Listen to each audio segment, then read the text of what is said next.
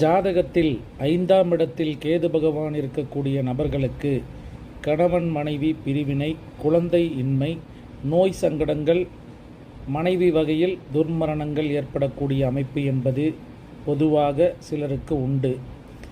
இந்த அமைப்பு இருக்கக்கூடிய நபர்கள் எதிர்வரும் புரட்டாசி மாதம் 2ஆம் தேதி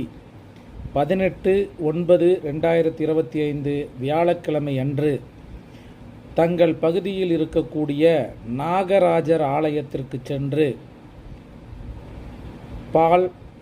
குங்குமம், சந்தனம், பன்னீர், பச்சைக்கற்பூரம், நாட்டு சக்கரை, மஞ்சத்தூள்